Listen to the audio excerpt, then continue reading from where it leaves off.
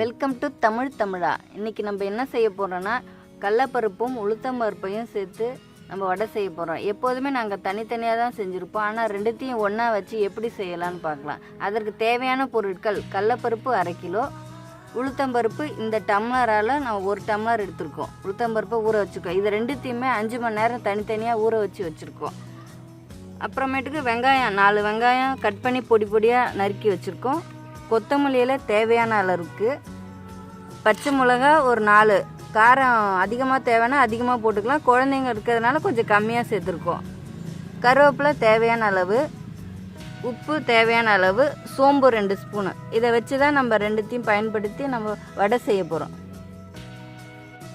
இப்போ உளுத்தம்பருப்பை கிரைண்டரில் அரைக்க போகிறோம். முதல்ல உளுத்தம்பருப்பு போட்டு அரைச்சி மஞ்சதும் அதுக்கப்புறம் கடலைப்பருப்பு அரைக்க போகிறோம். இப்போ எப்படி செய்யலான்னு வாங்க பார்க்கலாம். இப்போ கிரைண்டரில் உளுத்தம்பருப்பு போட்டு அரைச்சிக்கலாம்.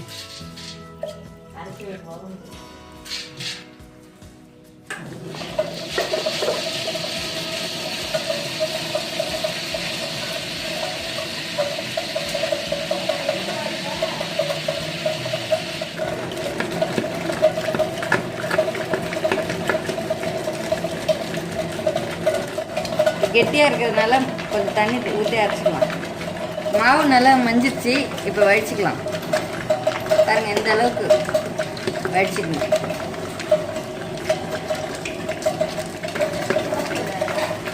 அடுத்தது இப்போ கடலைப்பருப்பு போட்டு அரைச்சிக்கலாம்.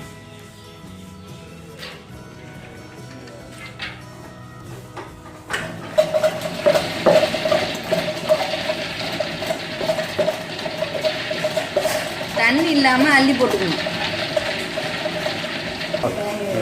உப்பும் இதிலே போட்டுக்கலாம் தேவையான அளவுக்கு.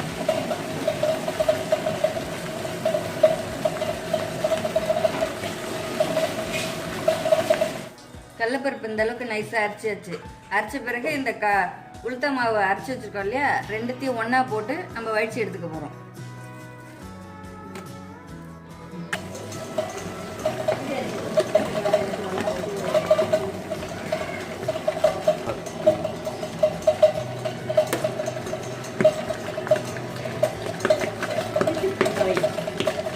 இப்போ மாவு அரைச்சாச்சு.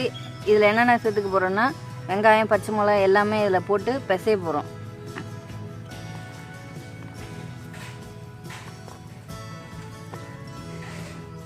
இதெல்லாம் போட்ட பிறப்பு 2 ஸ்பூன் சோம்பு எடுத்து வச்சுருந்தோம், அதையும் இதில் போட்டு எல்லாத்தையும் மாவு எல்லாமே ஒன்றா சேர்ந்து பிசைய போகிறோம்.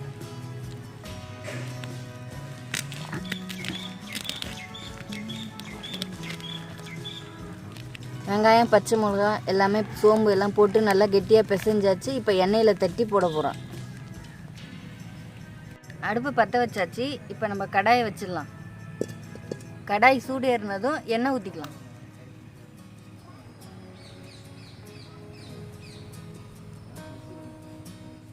எண்ணெய் ஊற்றிக்கலாம்.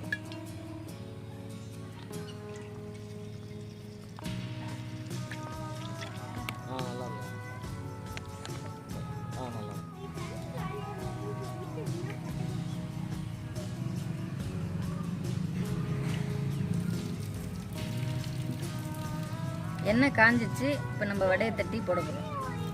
முதல்ல மாவு இந்த மாதிரி உருண்டு எடுத்து எண்ணெயில் போடுவோம்.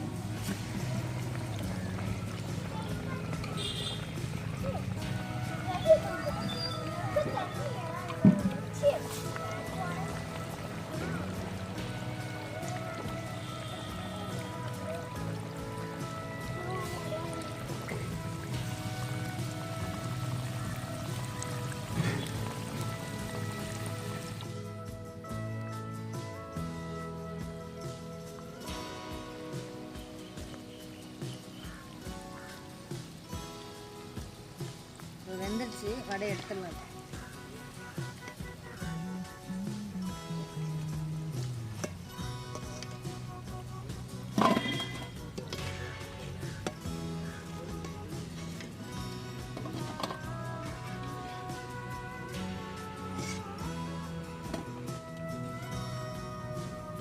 வடை நல்லா அருமையாக வந்திருக்கு.